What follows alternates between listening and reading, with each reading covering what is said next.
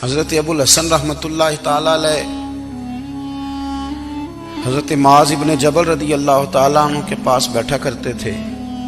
فرماتے ہیں ان سے جو پیار بڑھا تو پھر میرا مصلی سے بھی بڑھ گیا. تابعی ہیں. فرماتے ہیں صحابی رسول سے محبت ہوئی تو ذکر سے بھی ہو گئی, پھر درود شریف سے بھی ہو گئی. محبت ان سے بڑھی تو پھر اللہ نے مسجد کا پیار بھی بڑھا دیا.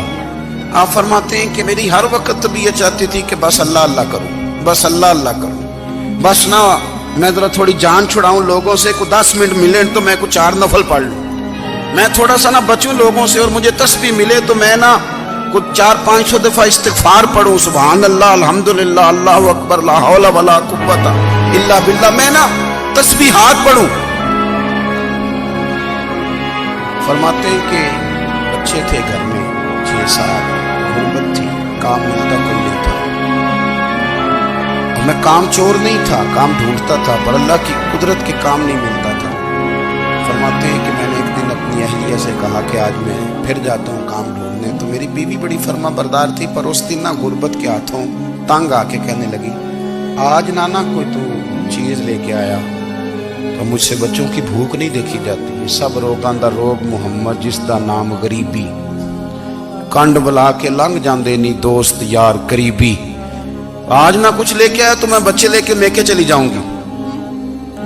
شیخ فرماتے ہیں کہ میں بڑا پریشان گھر سے نکلا, پر میں نے صبح سے لے کے زور تک کام ڈھونڈا, کام ملا کوئی نہیں. تو میرے دل میں خیال آیا چلو کام نہیں ملتا تو اللہ اللہ تو کرے نا, چلو بندوں کی مزدوری نہیں ملتی تو رب کریم کی عبادت ہی کرتے ہیں. فرماتے ہیں کہ میں نے نا فرات کے پانی سے وضو کیا نہر کے, شدید دھوپ تھی, ساتھ ریت تھی اور ریت تپ رہی تھی. میں نے اپنا رومال وہیں مصلی کے طور پر بچھا لیا اور فرماتے ہیں کہ زور سے لے کر عصر تک نماز پڑھی. دھوپ بھی پورے زور پہ, پر میرے سجدے کا ذوق بھی پورے زور پہ. فرماتے ہیں سورج بھی چمک رہا ہے اور رب کی عبادت کا ذوق بھی پورے زور پہ. میں سجدہ کروں تو پھر میرا اٹھانے کو جی نہ چاہے. میرے استاد لکھا کرتے تھے, یہ ان کا شعر ہے, وہ کہا کرتے تھے مجھے سوز دے, مجھے ساز دے اور مجھے نیم شب کا نیاز دے, دم سجدہ خود کو میں توڑ دوں, مجھے ایسا ذوق نماز دے. اور میں تیری بہار کا پھول ہوں, میں کھلا بھی ہوں تو تیرے لیے, مجھے میری شاخ سے توڑ لے, مجھے اپنی زلف کا ناز دے. بھائی فرماتے ہیں کہ عصر تک میں نے نفل پڑھے, دل ڈھلنے لگا, عصر کی نماز پڑھی اور میں وہاں سے چلا.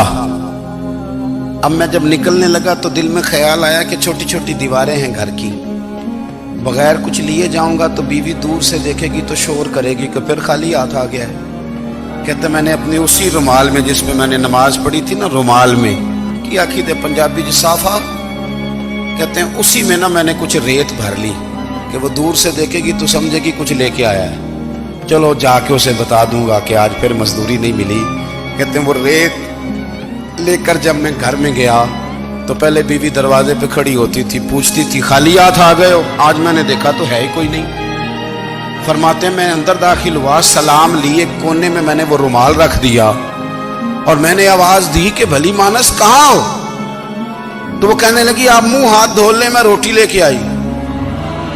میں نے کہا روٹی کہاں سے آ گئی؟ یہاں تو کئی دنوں کے فاقے ہیں, تو کئی دنوں کی غربت ہے, یہاں تو اس گھر میں تو فقیری ہے.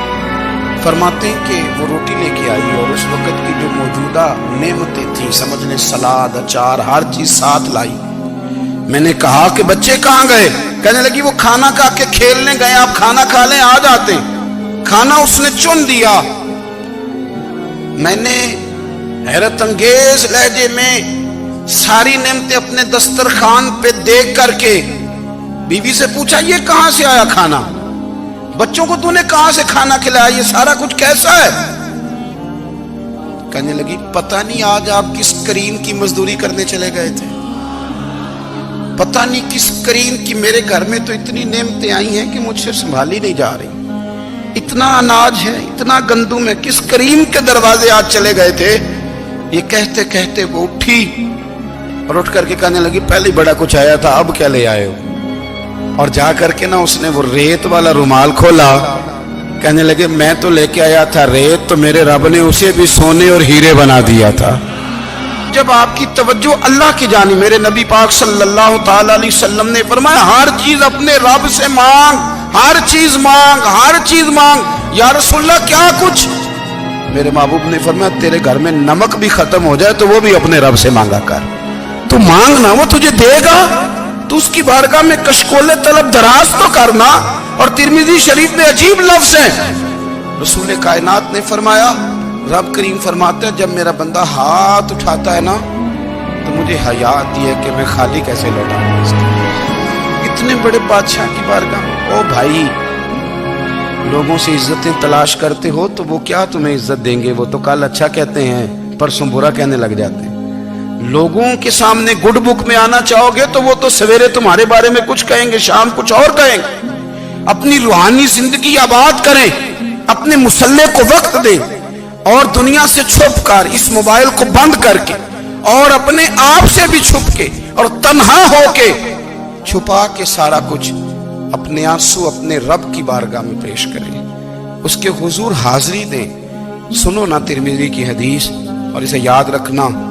नबी पाक अलैहिस्सलाम ने फरमाया अपने दुख लोगों के सामने ना बयान करना, सेठों नवाबों को ना बताते फिरना, दुनियादारों के सामने जाके ना रोना कि मैं तकलीफ में हूं। पर मैं अगर दुनियादारों को दुख बताओगे रब तुम्हें कभी गनी नहीं करेगा। और लोग हैं कि उल्टा मजाक उड़ाएंगे आपकी। जिससे बड़ी पक्की यारी है ना, पक्की, वो तब तक पक्की है जब तक आपने 50,000 मांगा नहीं। और जिस वक्त आपने कह दिया कि मैं मजबूर हूं मेरी मदद कर, तो फिर खत्म हो गई दोस्ती। लोगों की ताल्लुकात आपके साथ तब तक हैं जब तक आप उनसे कोई जरूरत वाबस्ता नहीं करते। करीम महबूब फरमाने लगे बंदों के सामने दुख ना बयान करना, अल्लाह तुझे कभी गनी नहीं करेगा। तो अपने दुख अपने रब को बता, तू दुआएं मांग, तू उसकी बारगाह में हाजिर हो, तू उसके हुजूर अर्ज कर। फरमाया अपने दुख अपने रब को बता, वो जल्दी करे या देर से करे तुझे सारी दुनिया से बेनियाज कर देगा, तुझे किसी का मोहताज नहीं रहने देगा।